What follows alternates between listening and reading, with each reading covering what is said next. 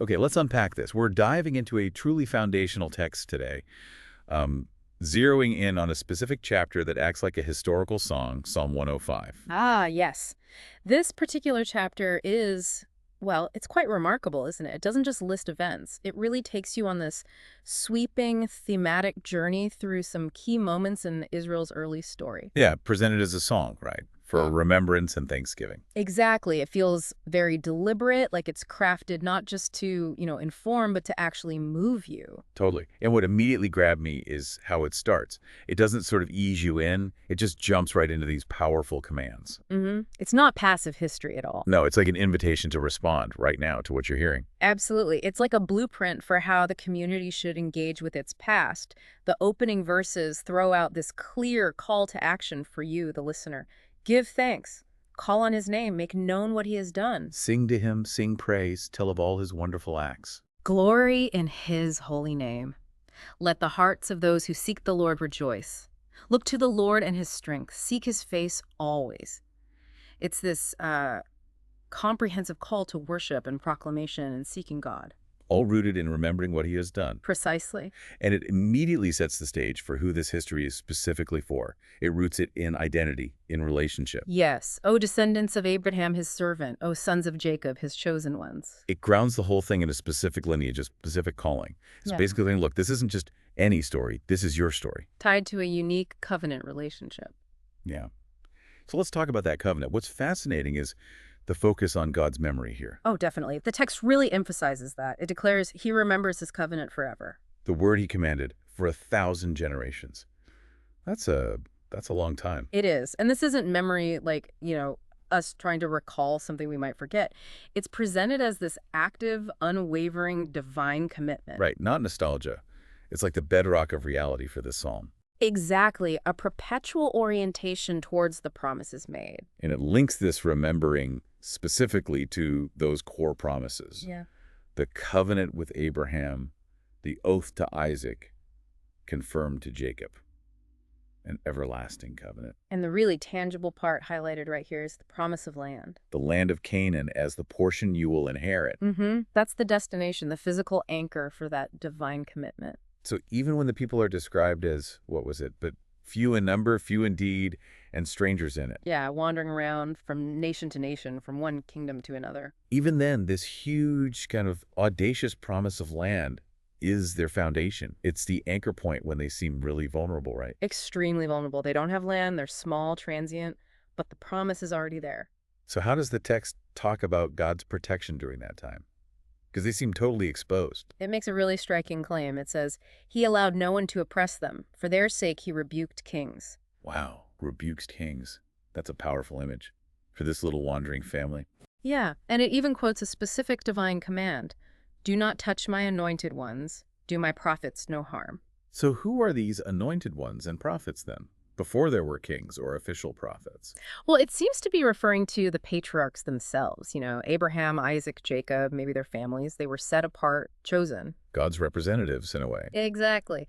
And the command acts like this divine boundary around them. It highlights God's active protection, asserting their sacred status to these powerful rulers they were meeting. So their safety wasn't luck or their own doing. No, the psalm frames it as God's direct intervention, his decree. Okay, so from that broad picture, the psalm then zooms in, right? This is where it gets really interesting.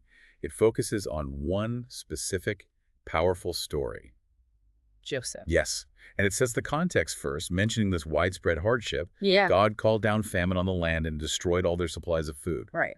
A regional crisis. But then, the very next verse makes this incredible interpretive leap. It doesn't put Joseph's story after the famine as a reaction. It flips it. It flips it. It frames his suffering and eventual rise as something that precedes the hardship, prepares for it. And he sent a man before them, Joseph, sold as a slave. Whoa. So his betrayal, slavery, prison, it wasn't just random tragedy. According to this psalm, no. It was a deliberate strategic move by God, sending him ahead of his family, anticipating the famine. That completely reframes his personal story, doesn't it? It becomes part of this bigger divine strategy for Abraham's descendants. Exactly. And the psalm, it doesn't gloss over his suffering. It's pretty stark. They bruised his feet with shackles. His neck was put in irons. Yeah, it makes you feel the physicality of it, the pain, the confinement. It was real. It was hard. But temporary. Crucially, yes. The psalm immediately follows that by saying this was temporary, it served a purpose, till what he foretold came to pass, till the word of the Lord proved him true. So his vindication, his release, Yeah. it was tied to his prophecies coming true, Yeah. proving God was with him. Even in the depths of that prison, his suffering was a prelude to his prophecy being validated. And then his rise. It's described so dramatically.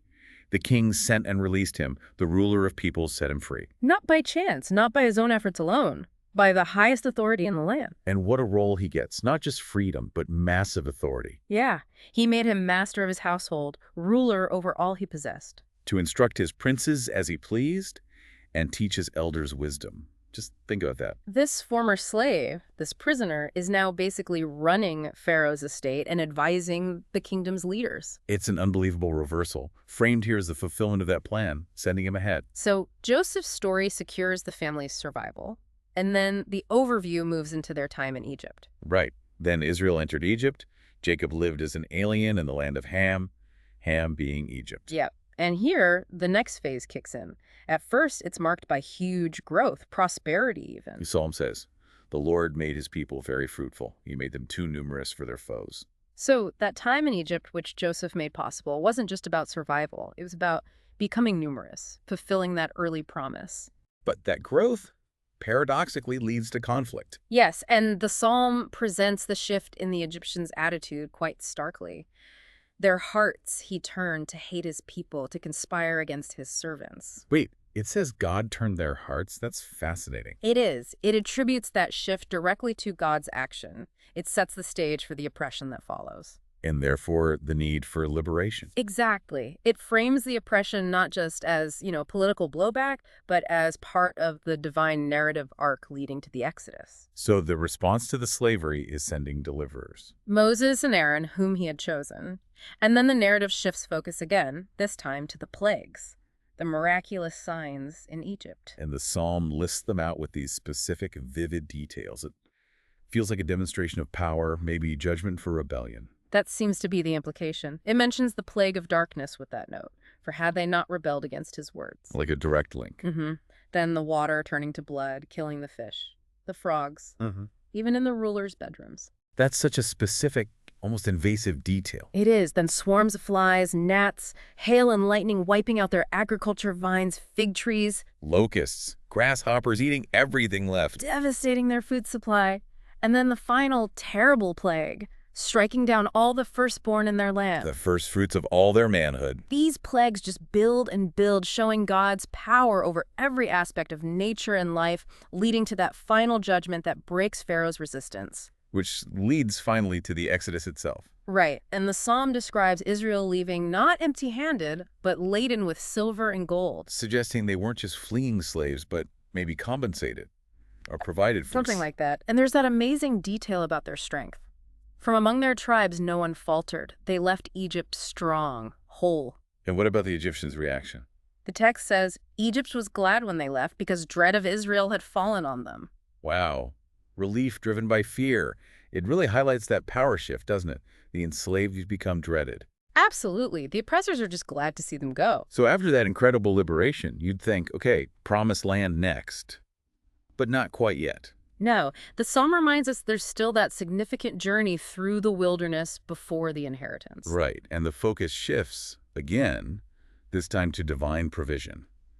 Survival in a place where survival seems impossible. Exactly. The psalm recounts he spread out a cloud as a covering and a fire to give light at night. Those iconic images. God's presence, guiding, protecting, shade from the sun, light in the dark. Constant visible presence. And then addressing their most basic needs, food and water. They asked, and he brought them quail and satisfied them with the bread of heaven, manna. Daily bread from the sky. And water. He opened the rock and water gushed out like a river. It flowed in the desert. Water from solid rock. Not just a trickle, a river. These aren't just practical acts, they're presented as totally miraculous. Direct responses to their needs. And the psalm explicitly connects all this provision, all this guidance through the tough times. Back to the beginning. Back to the originating promise, it states clearly, "For he remembered his holy promise given to his servant Abraham." So the daily manna, the water from the rock, it's all linked back to that ancient vow. It underscores that God's actions throughout this whole history are driven by faithfulness to his word given generations before. So this entire journey, covenant, protection, Joseph's story, Exodus, wilderness, it all builds to that key moment, entering the land. Yes, the psalm describes the fulfillment with pure joy. He brought out his people with rejoicing, his chosen ones with shouts of joy. He gave them the lands of the nations, and they fell heir to what others had toiled for. The inheritance of Canaan, presented as the triumphant climax of this phase, the tangible fulfillment of the promise, a gift. Wow, what a narrative arc this psalm lays out. It's such a deliberate retelling of history, isn't it? From that small, vulnerable family to inheriting nations. A powerful reminder of a history guided by divine promise and consistent action. It really is like a curated highlight reel, constantly weaving events together with that theme of God's faithfulness. But like you said right at the beginning, this psalm isn't just about looking back. It started with a call to action, thanks, worship, proclamation. And it ends by revealing the ultimate purpose behind the whole journey, right? From Abraham all the way to Canaan. Exactly. It doesn't just stop with getting the land. It adds that crucial, so what? Why did God do all this? Why? The covenant, the protection, Joseph, the plagues, the manna, the land itself. The final verses give the answer, the goal from the psalm's perspective, that they might keep his precepts and observe his laws. Praise the Lord. Ah, so the culmination, the reason for all the divine faithfulness and miracles was obedience and worship. That's how it's framed here. The land, the freedom, the provision they were given so that the people might live according to God's instructions and offer praise. That really shifts the focus. It's not just a story of rescue from something or getting to somewhere. No, it's rescue and provision for something, for a specific way of life defined by divine precepts, leading to praise. It connects remembering the past directly to living intentionally in the present. It absolutely does, which, brings up a really interesting question for you, the listener, to maybe mull over after this deep dive. Okay. If this foundational text presents this whole sweep of history, promise, trials, deliverance, provision, inheritance, as ultimately aimed at inspiring a life of keeping God's precepts and offering praise, what does that suggest about how we might connect our own understanding of history, whatever history we focus on, with how we actually live today?